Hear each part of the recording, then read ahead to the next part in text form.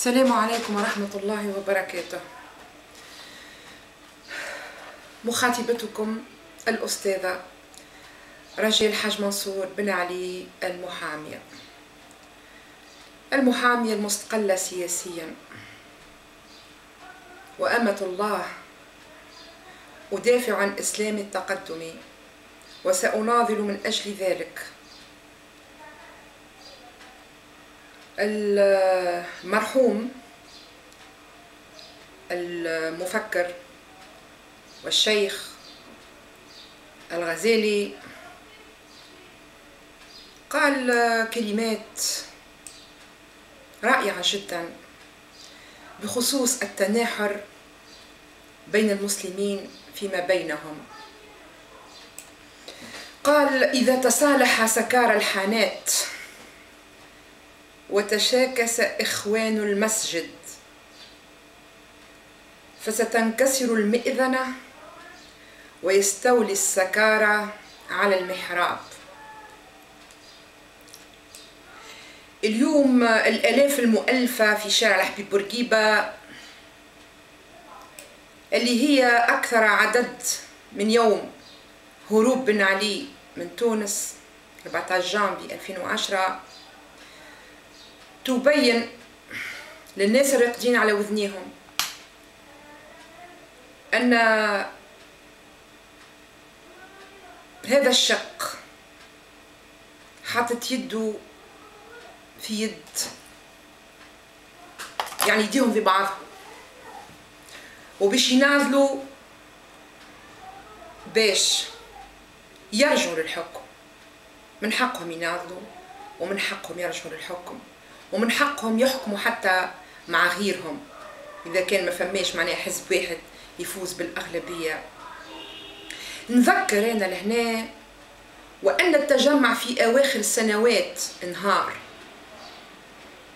لأنه لم يستمع إلى صوت الحق وصوت المفكرين في داخله. لما أصبح عصابة انهار التجمع. لكن كيفاش نحن باش نبداو توا من الأول نكونوا عصابة؟ خطابي هذايا للنهضويين اللي يحاولوا باش يقصيوا بعضهم، واللي يحاولوا باش يفكروا بتفكير إقصائي وتهميشي لبعضهم البعض أو لبقية الشعب. البارح في الأيام الشيخ عبد الفتاح مورو يطرد من مسجد القلعة الكبرى وهو لا يعرف السبب. من أطرده؟ سلفيين أم نهضويين؟ هذه حادثة يلزم يعني يتم البحث فيها من قبل النيابة العمومية. كيفاش يتم طرد الشيخ وهو يلقي درس؟ ثم تأتيني مراسلة من الشيخ ماجري خميس. الشيخ هذا كان برا خارج تونس يعيش، وكانت أنا عندي صديقة معاه على الفيسبوك ونعرفه صديق حميم للشيخ عبد الفتاح مورو، وكان يتعرض للنقد والتجريح. الشيخ هذا ماجري خميس يتم طرده من مسجد يوم 16 مارس 2012. بالله خلينا نشوف المسجد هذايا فين؟ في تونس العاصمة. يمكن يطلعش فرد نهار هو والشيخ عبد الفتاح مورو، ممكن.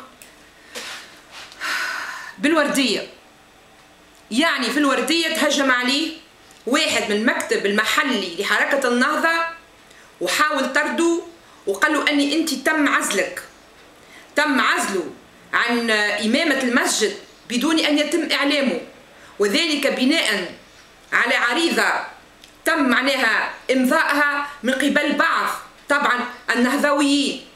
وين ماشي البداية هكا؟ كيفاش هذا؟ كيفاش الأئمة هذوما يتم طردهم من المساجد وهم من مؤسسي حركة النهضة؟ حتى كان ما تفهموش معاهم، وحتى كان هما عندهم معناها فكر نقدي، يلزمكم تقبلوا الفكر النقدي. إذا كان انتوما في بعضكم مش متفاهمين، كيفاش مش تفاهموا مع الأحزاب الأخرى؟ وكيفاش تفاهموا مع المستقلين؟ هل بهذه الطريقة ستحكمون تونس؟ هل بهذه الطريقة ستنهضون بتونس؟ عيب، والله عيب، والله عيب. مشايخ كما هذم كاليبر كيما هذوما يتم إهانتهم. على كل نزيد نعاود نذكركم بمقولة الإمام الغزالي: إذا تصالح سكار الحانات وتشاكس إخوان المساجد فستنكسر المئذنة وستولى السكار على المحراب. إنهم راجعون لحكم تونس إذا أنتم وصلتم في هذا النهج. السلام عليكم ورحمة الله وبركاته.